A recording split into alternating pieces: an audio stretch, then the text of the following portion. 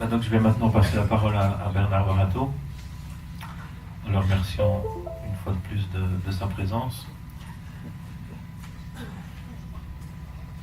Bon anniversaire. Merci. Ça ne me rajeunit pas, moi, 30 ans.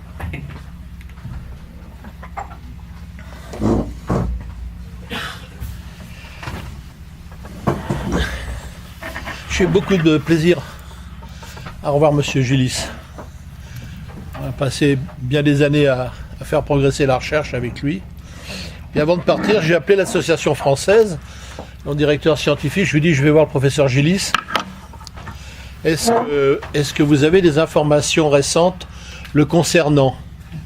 J'ai reçu une toute petite phrase. Hyper compétent, 100% intègre. Je voulais le dire, monsieur.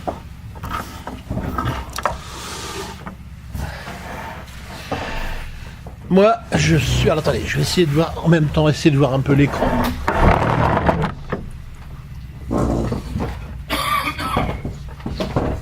Voilà. On a fini de déménager, c'est bon. Vas-y, Jacqueline.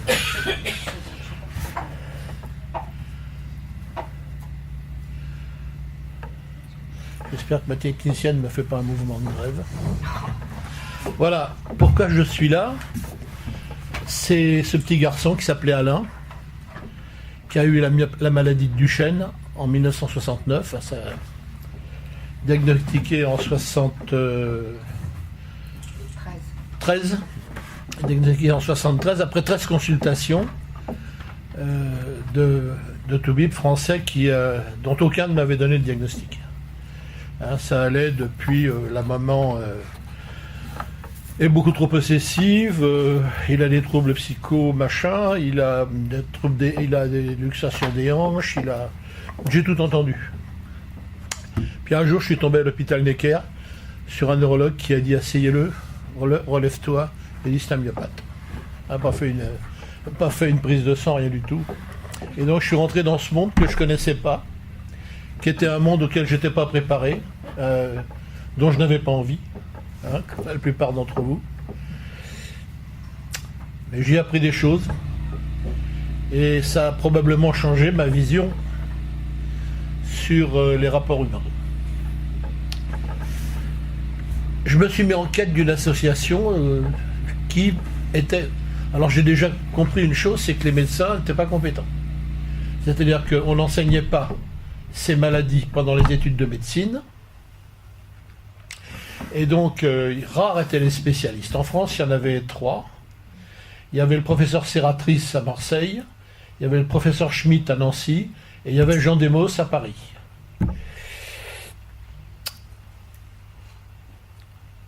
L'un d'entre eux m'a dit, c'est lui qui a fait le diagnostic, m'a dit, il y a une association à Angers, Madame de Quépert, et j'ai contacté Madame de Quépert. C'était une femme bien, une femme énergique, très, très droite, très, je dirais, très figée dans sa douleur. Car elle avait 7 enfants, dont 4 enfants en fauteuil, 2 filles porteuses de la maladie.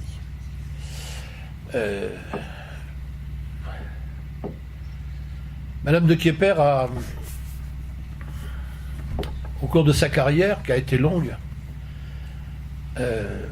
fait beaucoup de choses, mais on va écouter sa voix pendant quelques instants.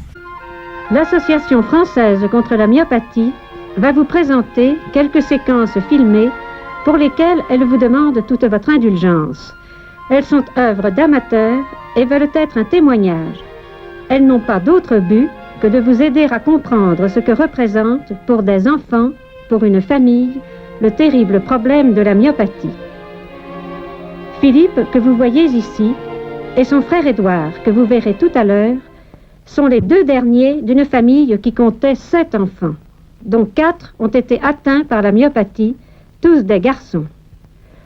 Pour sauver ces enfants, la lutte est engagée. Lutte ininterrompue, harassante, qui n'a pour issue qu'un seul espoir, la recherche médicale. Partout entreprise dans le monde, avec des moyens le plus souvent insuffisants. Parfois fournis en partie par la générosité du public, cette recherche, pour Édouard, pour Philippe, pour tous les enfants atteints comme eux dans le monde entier, cette recherche, pour combien d'entre eux arrivera-t-elle à temps? Oui, c'était dans les années 60, la fin des années 60. Moi, j'ai trouvé, quand je suis arrivé, une organisation avec 2 établissements de soins qu'elle avait montés et 60 délégations en France, structurées, organisées. Le problème de Madame de Kepper, et on y reviendra, c'est qu'elle habitait Angers et que dans une maladie qui tue, elle était mal placée pour déclencher des opérations de recherche.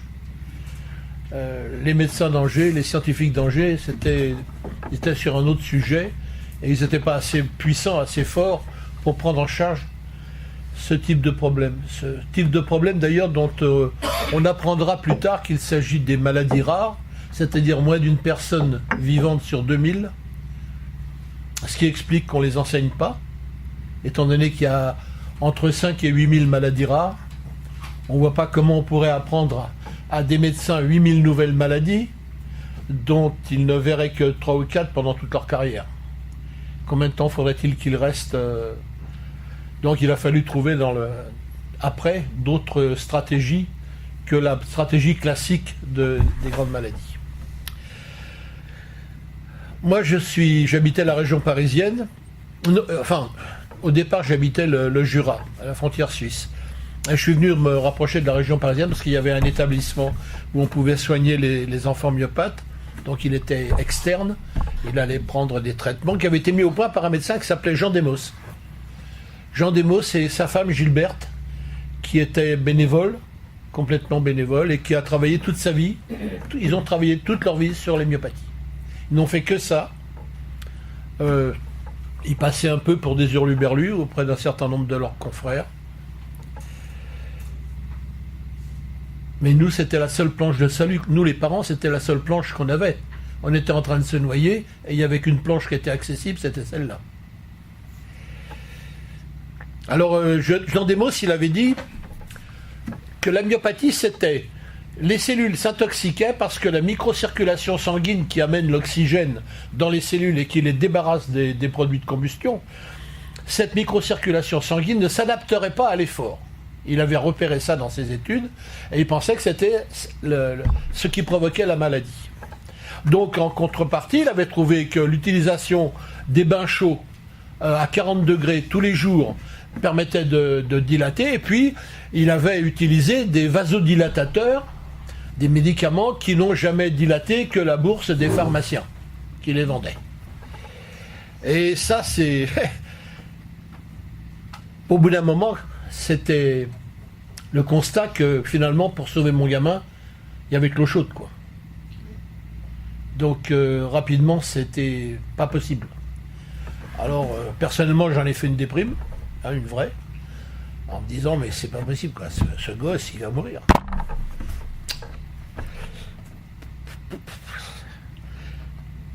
Et c'est pas fini encore aujourd'hui.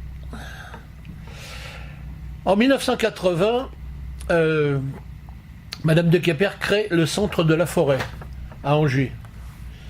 Elle a créé ce centre, un très bel établissement, pour l'offrir aux myopathes en fin de carrière, quand ils n'ont plus de famille pour les prendre en charge, et pour leur éviter de terminer leur vie en hospice. Parce que l'hospice français, même s'ils font des efforts, c'est quand même pas terrible pour la vie. Donc cet établissement pratiquait les traitements du docteur Demos, il y avait une piscine de chaude équilibrée et une animation. Moi, il m'a servi quand je suis arrivé en 82 pour mettre au point avec la directrice qui s'appelait Mireille Fourniol, mettre au point la trachéotomie ambulatoire, trachéotomie embarquée sur fauteuil roulant électrique. Donc on sait ça, on l'a été décrié.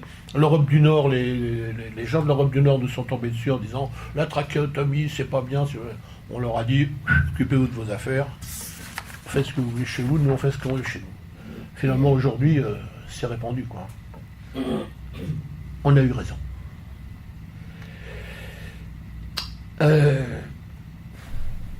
Ce centre fonctionne encore, bien sûr. J'en ai été son président pendant 25 ans.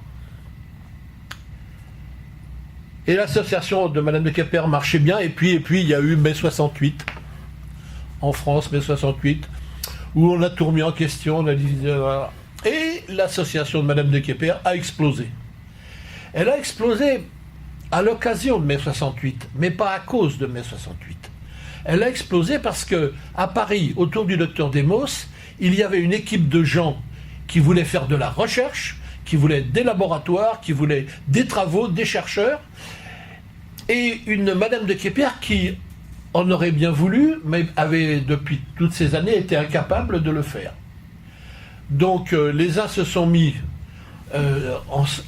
comment dirais-je, comme des groupies autour du docteur Demos, se privant ainsi du doute, de la nécessaire remise en question des certitudes, et ils ont continué à entraîner pendant quelques années l'association dans ce qui était pas une faute, une erreur. C'était pas une faute parce qu'il n'y avait pas d'autre moyen. Je vous en parlerai tout à l'heure, tout de suite, je ne sais pas à quel moment j'en parle de ça. Octobre 68, ouais. Voilà le premier journal qui est sorti de la scission. Oui, nous croyons à la recherche. Incroyable. Ils éprouvaient, des parents de malades, des malades éprouvaient le besoin d'écrire « Nous croyons à la recherche » avec des maladies évolutives aussi lourdes. Il y avait un gros malaise quand même. Et puis c'est à Paris qu'il faut intervenir. C'est évident qu'on était bien mieux placé à Paris pour faire travailler l'INSERM, le CNRS, les hôpitaux, l'assistance publique, qu'à Angers, c'est évident. Donc il faut chercher la scission dans ce besoin, même s'il était mal placé, maladroit, de voir se développer autour des médecins des activités scientifiques et de le mettre dans un lieu où c'est possible. C'est pas des caprices, c'est pas des gens qui cherchaient à occuper des postes. C'est important parce que dans les mondes associatifs, en tout cas dans notre pays, je parle pas pour la Belgique, mais j'ai beaucoup vu de gens déclencher des bagarres pour occuper des postes et pour se valoriser. Et je ne cite personne. Après 68, en 1973, nous n'avions pas la prise en charge des fauteuils roulants électriques. Nous n'avions même pas de fauteuil électrique. Donc un monsieur qui s'appelait Marcel Torel, qui vendait du matériel pour handicapés, qui était lui-même myopathe. Marcel Torel importe en fraude le premier fauteuil roulant électrique. Militant de la FM et atteint d'une myopathie, il ne voulait pas qu'on le pousse. Il voulait se déplacer seul.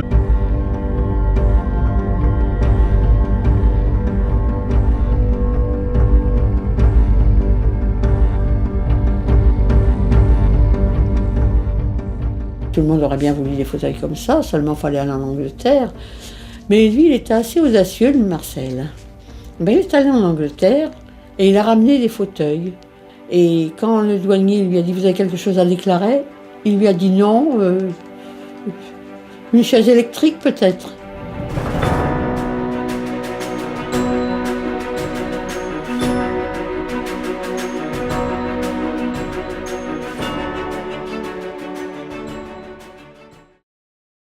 Le bec, ce petit fauteuil électrique, on retirait la batterie, on le pliait rapidement, on le mettait dans le coffre, c'était... Bon, il n'y avait pas beaucoup d'autonomie, d'accord. Donc, il l'a introduit en France et on s'est battu pour sa prise en charge. Il a fallu attendre encore quelques temps. En 69, l'association a reconnu l'utilité publique. En 76, la FEM a reconnu l'utilité publique. En 69... ah oui, ça, j'y étais pas moi. Les myopathies sont prises en charge à 100%, parce qu'avant 69, c'était considéré comme la grippe, quoi. Vous aviez un traitement, vous payiez les médicaments. Et en 77, on obtient, et là j'y ai participé avec Madame de Quépert, à la prise en charge, un remboursement des fauteuils roulants électriques, ce que vous appelez les voiturettes, c'est ça? Fauteuils roulants électriques par la sécurité sociale. Vous allez me dire, pour l'instant, il n'y a pas beaucoup de recherche. On va y venir. Diapo suivante. On a obtenu, alors, pour le docteur Demos, que vous voyez en train de fumer, des scientifiques et du matériel dans un laboratoire à Meaux, à côté du centre de la Croix-Rouge des myopathes de Meaux. On a obtenu, après une grande bagarre à laquelle j'ai participé vraiment, on a obtenu la création d'une unité de recherche chez INSERM consacrée aux maladies neuromusculaires. Dès que M.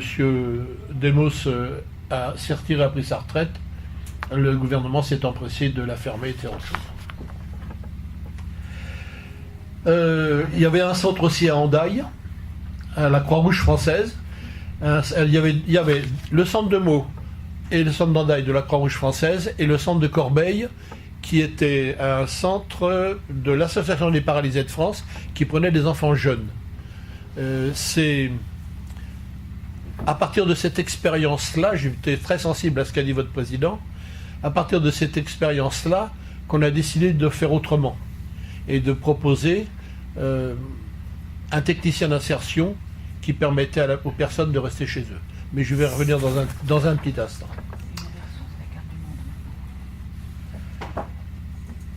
En 1980, je me suis posé la question, nous sommes posé la question, mais si en France on n'a pas de médicaments, que se passe-t-il à l'étranger? Alors on a pris notre sac et on est allé aux USA, au Canada, en Angleterre, en Écosse, en Belgique, aux Pays-Bas, en Allemagne. Et quand on est revenu, on n'avait pas grand-chose. On avait même, pour tout dire, rien. Un professeur écossais, le professeur Thompson, nous avait dit, oui, il faut essayer un médicament qui donne des résultats extraordinaires, la ségontine. Bon, on a essayé la ségontine. Vas-y. Alors, on faisait ça à domicile, hein, parce que les scientifiques français ne voulaient pas faire l'essai. Tant qu'on discutait avec nos généralistes, ils disaient, tu nous donnes de la ségontine, s'il te plaît. Puis alors, je prenais le gosse, je le mettais sur la table, tout nu, et je l'alignais derrière le montant de la fenêtre, derrière. Comme ça, je mesurais la courbe. Vous comprenez? Le bassin bascule en avant, le dos se creuse, les rétractions agissent, le bassin bascule, le dos se creuse, et quand on donnait la ségontine pendant quelques temps, on s'apercevait que la courbe se redressait. Ça a duré 15 jours. Mais c'était probablement l'enfant qui avait le moral, qui voyait que ses parents faisaient un essai de médicament, qui savait qu'il était malade, et que c'était un médicament qui essayait de le guérir. Alors, je pense que c'était ça, ce à quoi on assistait. Donc, je continue à confirmer, on n'avait rien du tout. Hein. Si, on avait l'eau chaude de Jean Demos et les massages, qui font du bien, hein. Mais enfin, par rapport à la guérison, l'utilité... Hein. On s'était dit, après ce tour du monde qu'on avait fait, la grande industrie pharmaceutique, on va donc aller les voir. Alors, la grande industrie pharmaceutique nous a pas reçus. Nous a pas reçus car nous ne voulait pas entretenir un dialogue avec nous. Nous n'étions pas à l'époque, ça a changé, nous n'étions pas à l'époque des gens rentables. Maladie rare, moins d'une personne sur 2000, des petites populations, incompatibles avec le bénéfice. Donc, ils nous ont laissé tomber. Leur finalité, c'est de faire du fric avec des molécules, pas de perdre de l'argent. C'est un constat, et il ne fallait pas qu'on rêve. C'est comme ça que ça fonctionne. Donc, critique ou pas critique, moi j'ai simplement dit, quand j'ai été amené à parler devant le Collège de France, je leur ai dit, l'industrie pharmaceutique, ça ne les intéresse pas, mais vous inquiétez pas, ils vont pas tarder à y venir. Parce que les biothérapies, s'ils s'en occupent pas, le jour où elles démarrent, leurs molécules, il va y avoir un drôle de trou dans le stock. Et c'est en train de se produire. Une exception pour les industries pharmaceutiques, le groupe Mérieux. Un jour, Charles Mérieux est venu à l'association. Il passait, il a demandé à me voir. Je suis descendu, j'ai dit, monsieur. Il me dit, voilà, je passais, moi j'ai dit à mon chauffeur si on allait voir le Généton. Alors c'était le laboratoire qu'on avait construit. Je lui ai dit, avec plaisir. Donc je lui ai fait visiter le Généton. Et c'est un homme qui avait tout compris depuis très longtemps. Et il a dit, on fait une réunion chez vous la semaine prochaine. Je viens avec mon fils, mon directeur scientifique. Et on a mis au point une stratégie, groupe Mérieux, Association française contre les myopathies, laboratoire Généton, et leur entreprise de biotechnologie qui s'appelait depuis plus de 15 ans Transgène. Ce qui est déjà, le nom est déjà une idée de la vision qu'avait Charles Mérieux. Charles Mérieux est un grand homme. Hein. Il a vacciné gratuitement une partie de l'Amérique du Sud. Enfin, c'est. Alors, je vais dire autre chose qui n'a rien à voir avec notre histoire. C'est des gens que j'aime bien. J'aime bien Charles Alain aujourd'hui qui dirige la science. Et c'est des gens qui ont quelque chose de très très très étrange. Le directeur scientifique du groupe Mérieux, c'est un homme. J'ai rarement rencontré des gars dans l'industrie qui avaient cette clarté de vision, cette profondeur de vision. Il est mort dans un accident d'avion. Le fils d'Alain Mérieux, qui devait reprendre le groupe, est mort dans un accident d'avion à New York. Le deuxième fils, qui devait reprendre la succession, est mort dans sa piscine un matin, on ne sait pas pourquoi.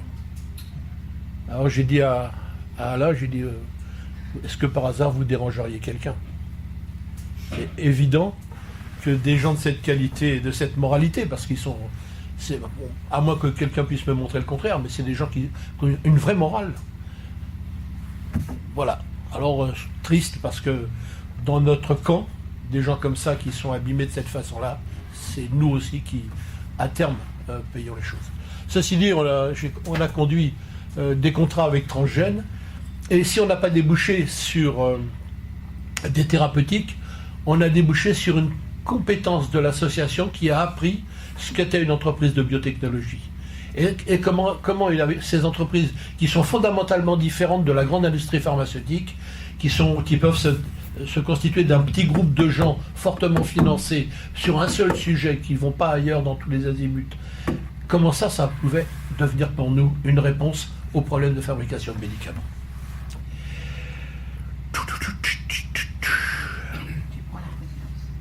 Quel numéro ?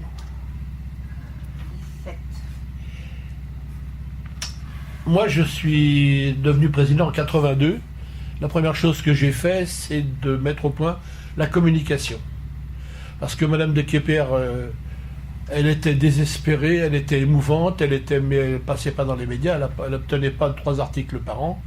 À la télé, on n'en voulait pas. Il faut dire aussi que les gens qui faisaient les émissions de télévision en France, dont le nom m'échappe actuellement, Étienne Laloux, Igor Barrère, avaient été contactés par un monsieur que j'ai bien connu après, puisqu'il est devenu évêque d'Évry, dans l'Essonne. Il avait été contacté pour obtenir une émission sur les myopathies. Et il leur avait été répondu. Il lui avait été répondu, ça n'a aucun intérêt. On ne peut pas rien faire pour ces gens-là. Donc, les médias, oui, mais avec la main sur le revolver. Hein. En sachant qu'il faut pas se laisser avoir et il faut être sûr de ce qu'on fait. Donc j'ai embauché une attachée de presse et une campagne, c'était ma première campagne, l'affiche était triste, n'est-ce pas? Eh bien on n'était pas gay non plus, vous savez. Alors, parce que pendant ce temps, quand je suis arrivé à la présidence, de quoi étaient faites les ressources?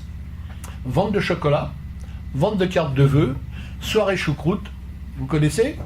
D'accord. Cependant, dans notre horizon, quand on regardait bien, quand on prenait le temps de regarder l'horizon, l'espace autour de nous, on se rappelait qu'en 1956, un Américain nommé Jerry Lewis avait lancé l'opération Téléthon aux États-Unis. Et depuis 1956, Madame de Quépert a été créée en 1958. Depuis cette époque-là, on parlait du Téléthon américain. C'était la merveille, c'était le paradis inatteignable. Alors, vraiment, ils passaient à la télévision, ils montraient les enfants, les malades, ils récoltaient des sommes fabuleuses. Ils finançaient la France. Le Téléthon américain finançait la France. Ils ne font plus. Hein.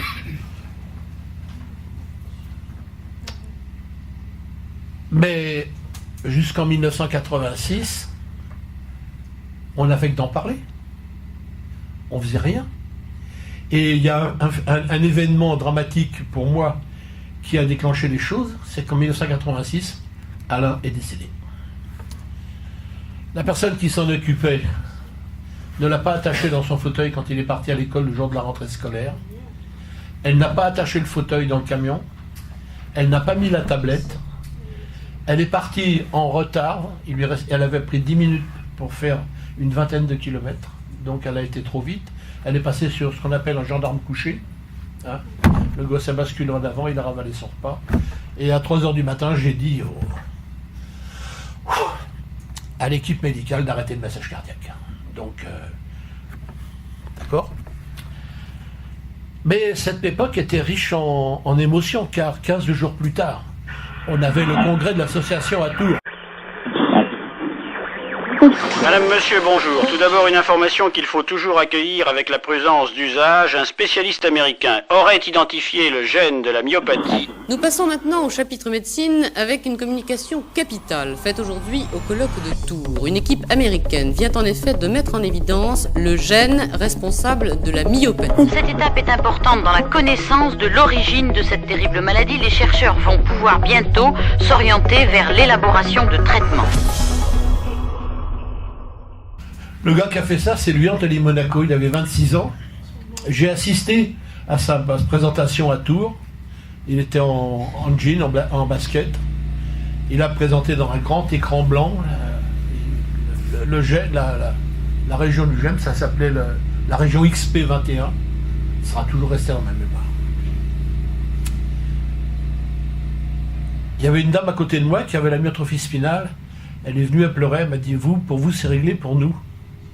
Je lui ai dit, venez avec moi, on va voir Anthony. On est allé voir Anthony Monaco, et Anthony lui a dit, on finit la myopathie, il faut la protéine, après on s'occupe de vous, madame. Je suis parti, j'étais très content, mais dans les semaines qui ont suivi, je me suis dit, mais attends, il a mis 6 ans pour faire ça. Il y a 5000 maladies, ça fait 30 000 ans. Ça colle pas. Ça colle pas.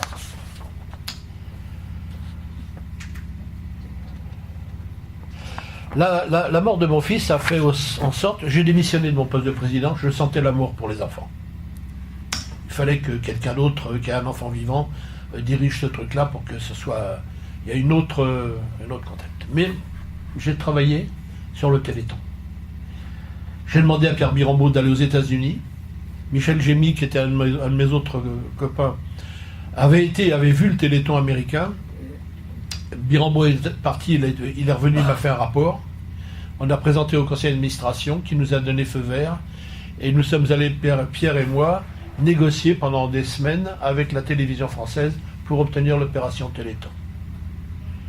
C'est marrant parce que la veille du Téléthon, je crois que le directeur de la communication à l'époque c'était Antenne 2, il me dit catastrophe, il se prépare une catastrophe. Myopathie, il n'y a personne qui sait ce que c'est, on va se prendre une gamelle. Je crois qu'il a changé d'avis. Aïe aïe aïe. Premier Téléthon, 30 millions d'euros. On en espérait 7 pour faire une consultation à l'hôpital de la Salpêtrière. Donc, comme disait le gars, on va se planter. Non, c'est pas planté, monsieur. 30 millions d'euros. Immédiatement, on a pris des décisions d'ouvrir un crédit pour l'action sociale.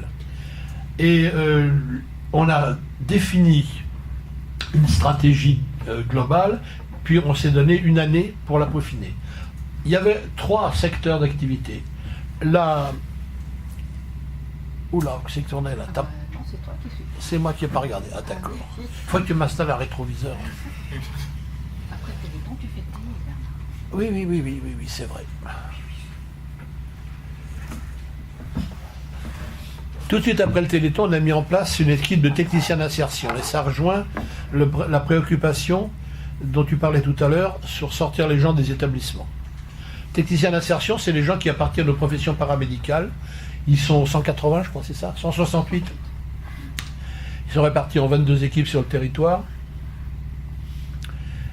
Ils étaient assistantes sociales, kinésithérapeutes, ergothérapeutes, dans ce milieu-là.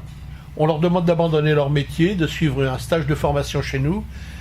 Et ils sont capables de rentrer dans une famille, d'abord d'écouter, ensuite de voir dans quelles conditions vivent les gens, financièrement, techniquement, comment est l'appartement, comment est la salle de bain, comment on se transporte, comment on va à l'école, comment on va au travail, quels sont les rapports avec la médecine, est-ce que les gens comprennent bien ce qui se passe avec les médecins, et à quel moment il faut les aider, par exemple dans la recherche de la transmission dans la famille, comment est-ce qu'on peut aller à leur domicile, s'asseoir gentiment à leur table et les aider, mais les aider concrètement, et pas comme le font nos assistantes sociales, distribuer des papiers et venir manger des gâteaux. Ça, c'est pour les myopathies, c'est pas bon, c'est pas la peine. Moi, j'ai vu de toute ma vie, pendant 16 ans, j'ai vu une fois une assistante sociale qui est venue me demander si mon gosse allait à l'école. Je lui ai dit, écoutez, foutez-moi le camp, j'ai pas besoin de vous, ça fait 16 ans que je suis avec, j'ai jamais vu personne. Mais ça colle pas, quoi. Un technicien d'insertion, il a des prestations, il fait des choses, il connaît parfaitement le monde, le territoire et tout ça. Aujourd'hui, les techniciens d'insertion que nous avons inventés, ils ont fait 700 000 interventions à domicile. 700 000 interventions, vous comprenez? Voilà. Aujourd'hui, ils gèrent 700... Enfin, aujourd'hui, c'est pas cette année, hein, c'est 2016. 7500 malades, ça représentait 6000 familles, je crois. Ça, c'était la première partie. Alors, vas-y, suivante.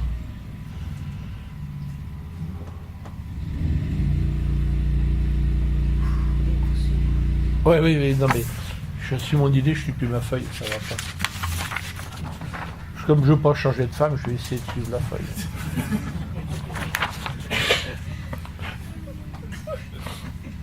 Non mais j'y tiens quand même.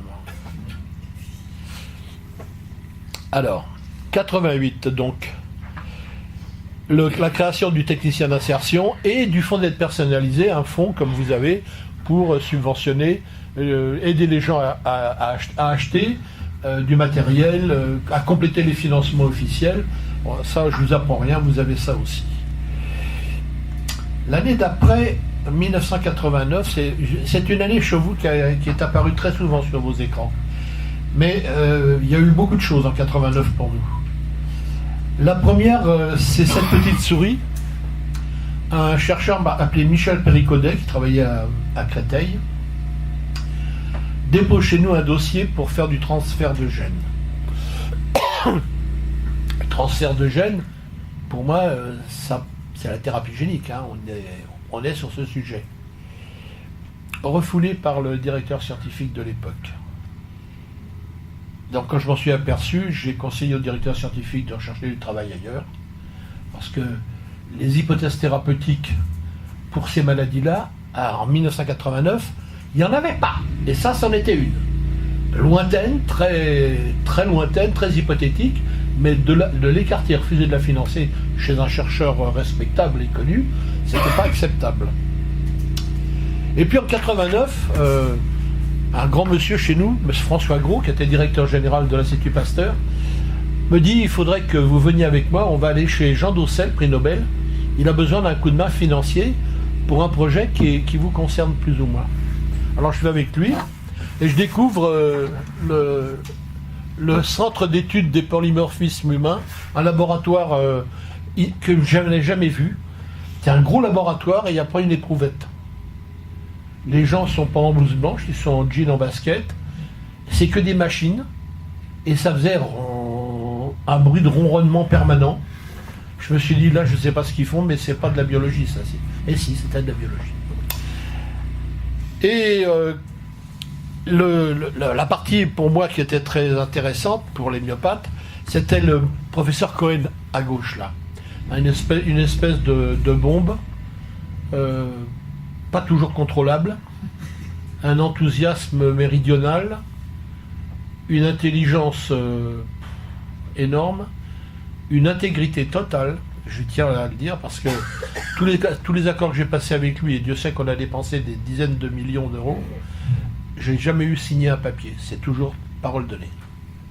Donc ça, c'est bien. Il est toujours mon ami, hein. Je vous le dis. Professeur Cohen, il avait un problème, c'est que dans sa famille, les gens perdaient la vue avec une maladie génétique. Et quand on est resté 1 heure discuter sur le trottoir, il m'a dit, vous comprenez bien, monsieur Barato, que je vais trouver le gène de ces gens-là, mais je ne peux pas y passer 6 ans. Ben oui, mais comment on fait? Il me dit, j'ai un projet, on pourrait faire une carte du génome humain. Le génome, c'est 3 milliards de bases, 3 milliards 500 millions, je crois. On pourrait le couper en 3000, 4000 morceaux, et on peut, quand on recherche un gène, on peut tout de suite dire sur quel morceau c'est. Donc on va avoir qu'un beaucoup plus petit morceau, et on va gagner beaucoup de temps. Et je lui dis, combien de temps? Il me dit, on devrait sortir ça entre 3 et 6 mois. Au lieu de 6 ans, ça rend déjà les choses plus crédibles. J'ai pris avis, je suis resté perplexe quand même, parce que les sommes engagées étaient lourdes. J'ai pris avis, j'ai fait une réunion avec François Gros, Jean-Claude Kaplan, 2 autres scientifiques dont les noms m'échappent. Rosa, oui, Jean Rosa, et un quatrième. Bref, ce sera dans mon bouquin, vous inquiétez pas. Et ils m'ont dit oui, bien sûr. Bien sûr, non seulement c'est très intelligent, mais tout le monde en a besoin, on a besoin de ça. Donc on s'est mis, j'ai construit le laboratoire Généton, 8000 m² de laboratoire de très haute capacité. Les 2 derniers étages, j'avais acheté cet immeuble. Là, les 2 derniers étages au-dessus, c'est le laboratoire, 8000 m². Et on y a construit la salle des marques avec une vingtaine de robots. À l'intérieur, c'est l'informatique. Une vingtaine de robots. Le professeur Arnold Munich, qui est un généticien connu et émérite, faisait à l'époque 30 à 40 migrations d'ADN dans le mois.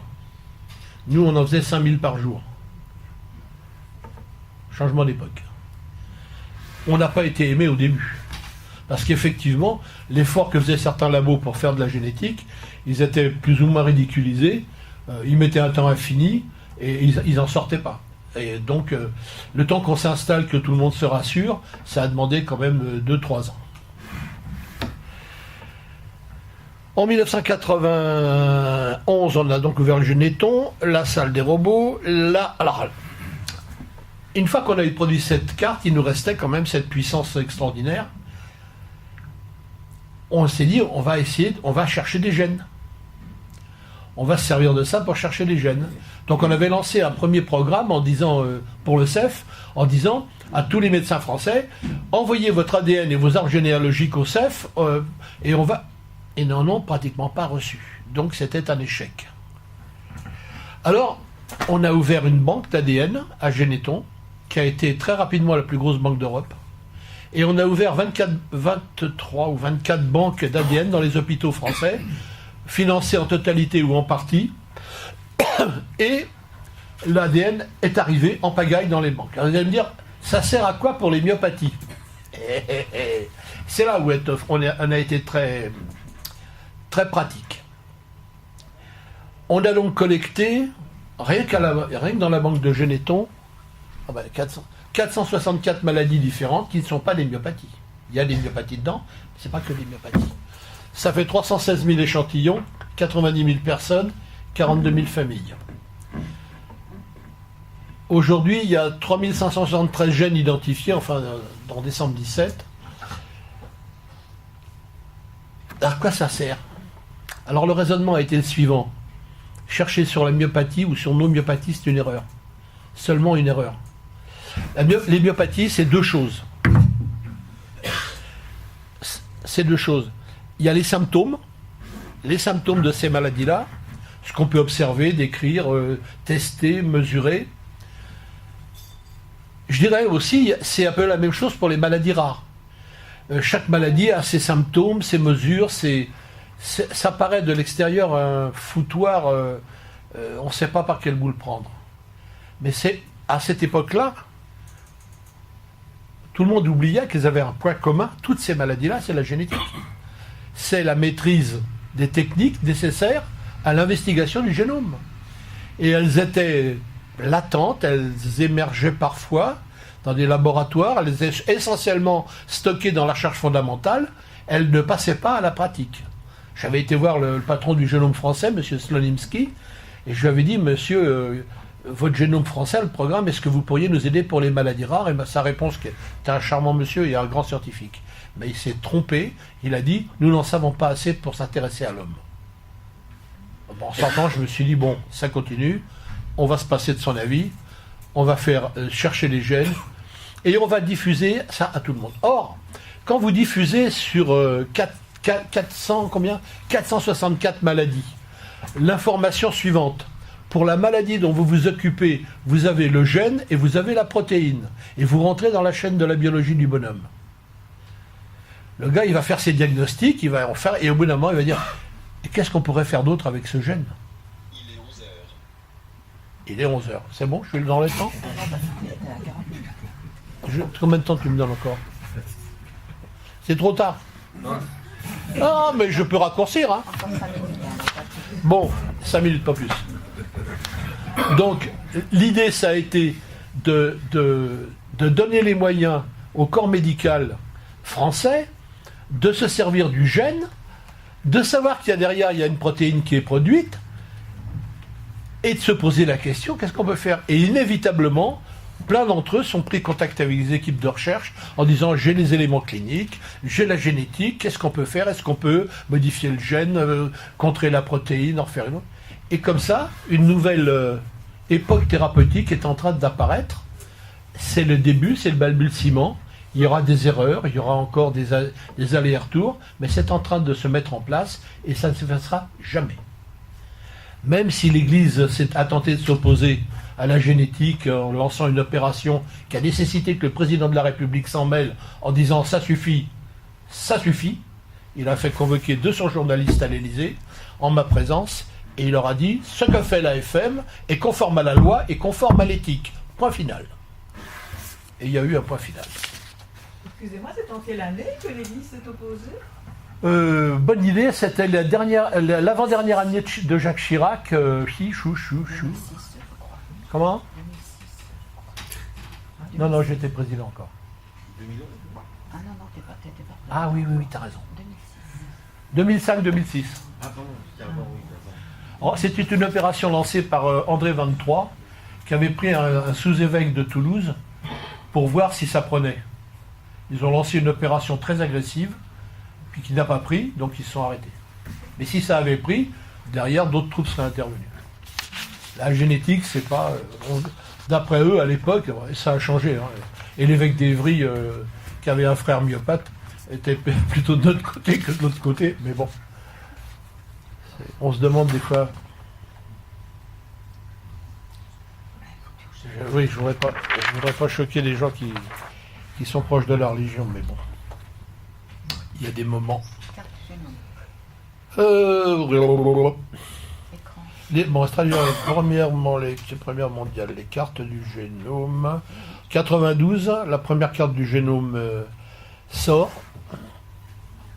Daniel Cohen... Pierre Dosset, moi, Wessenbach, le russe Ilya Choumakov et Charles Offray. C'est les gens qui ont fait la première carte du génome français. La carte génétique de Jean Wessenbach a été pendant 10 ans la publication la plus utilisée au monde.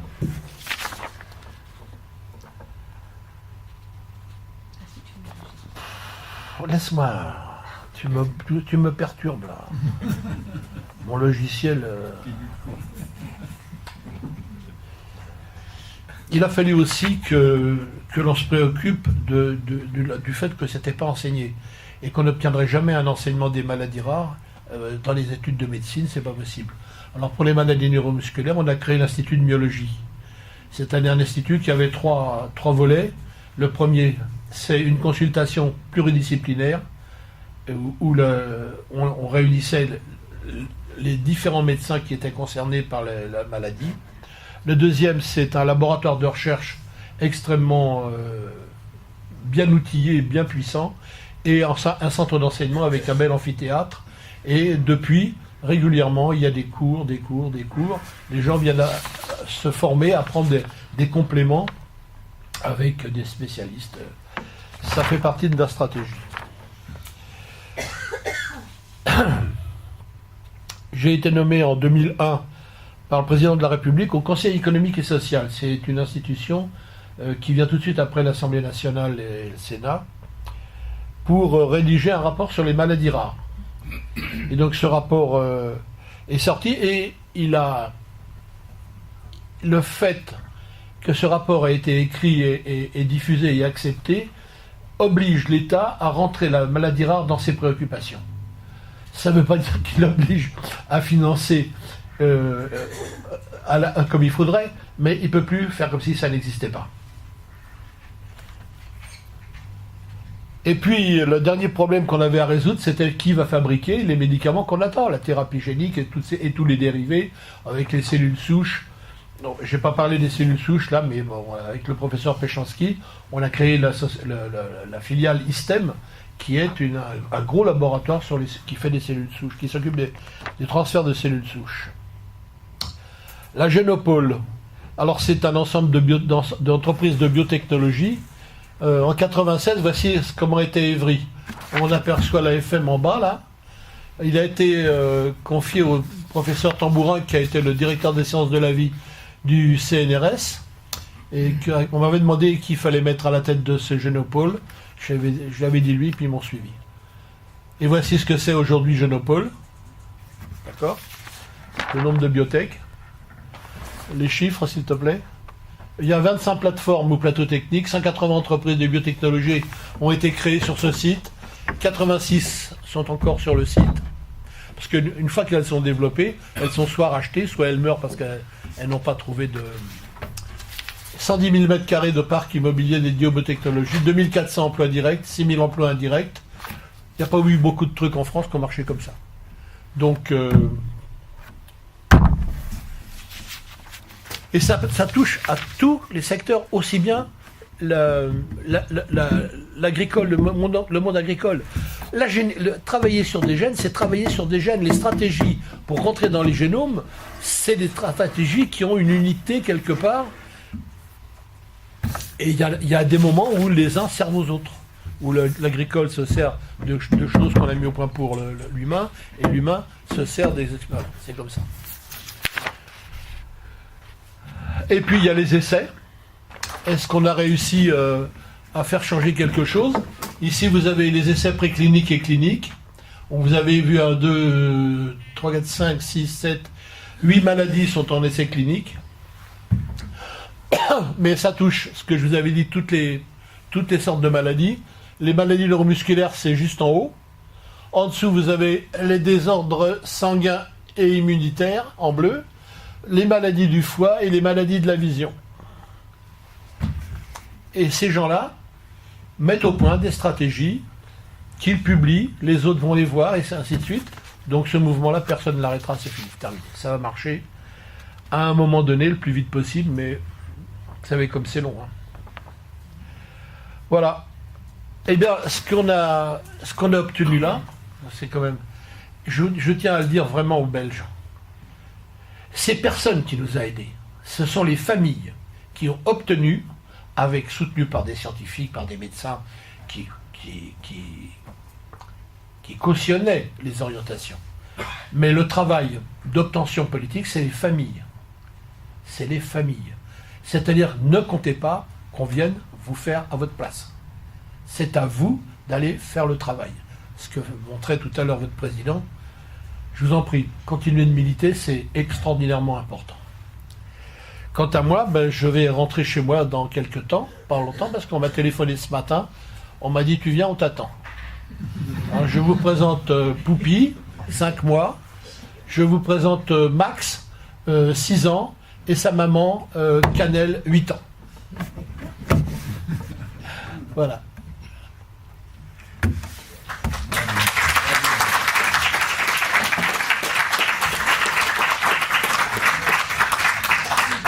Il faut que je m'apprenne à contrôler le temps, parce que quand j'ai envie de raconter ça, je me prends 2 heures, moi. Très vite fait. Je m'arrête quand la moitié de la salle dort, mais... Ouais, je ne pense pas que la moitié de la salle soit endormie, loin de là.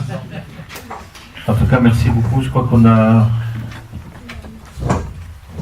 a mesuré toute l'ampleur de tout ce travail colossal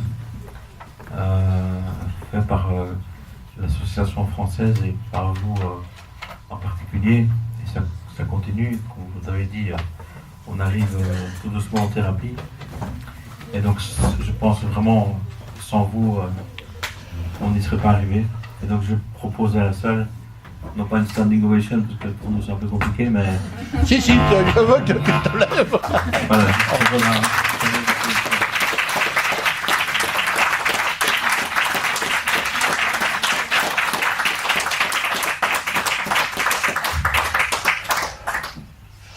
Quand j'ai été président, j'ai vraiment tenu mon rôle. Dans le seul intérêt des familles. De ma famille aussi. Et maintenant que je suis en retraite, j'ai envie de rien, je n'ai aucune ambition, et donc ce que je viens faire, c'est simplement un acte d'amitié. Hein, vous ne me retrouverez pas sur les listes de candidats, ni politiques, ni associatifs, c'est simplement de l'amitié avec les Belges.